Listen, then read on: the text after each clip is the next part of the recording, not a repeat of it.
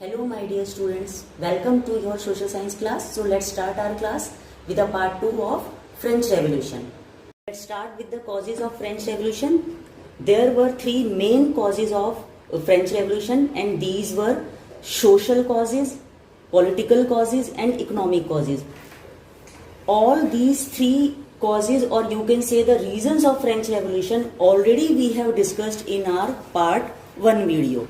The worst social, political and economic conditions were the reason of French Revolution. So let's discuss about some important dates which related to the series of events that led to the outbreak of the revolution. The first important date was 5th May 1789. On this day, Louis XVI called an assembly of the Estates General to pass proposals for new taxes to overcome from all these economic crises or the political crises. Louis XVI ने estate general की assembly 5 मई 1789 को बुलाई, जिसमें उसे नए taxes के proposal को पास करवाना था. In this assembly the first and second estate sent 300 representatives each. Those were seated in rows facing each other, while 600 prosperous and educated members of the third estate had to stand at the back. उन्हें बैठने के लिए जगह भी नहीं दी गई. Even peasants, artisans and women were denied to attend the assembly.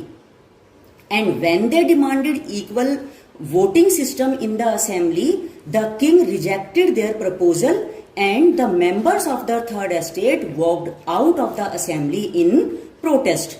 Let's discuss about the next important date in the French Revolution, that is 20th June 1789, related with the formation of National Assembly.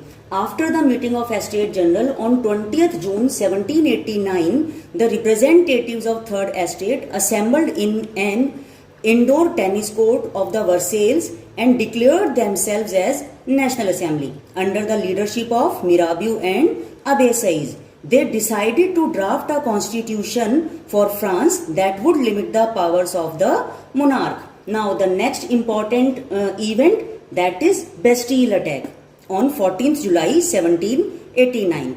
On this day, agitated members of National Assembly stormed and destroyed the fortress prison of France, the Bastille. Finally, Louis XVI gave recognition to the National Assembly and accepting that his powers would be checked by a constitution. Now, finally, in 1791, National Assembly completed the new constitution and France was declared as constitutional monarch, and government under the leadership of Maximilien Robespierre was established. On 21st September 1792, monarchy was completely abolished and France was declared as a republic.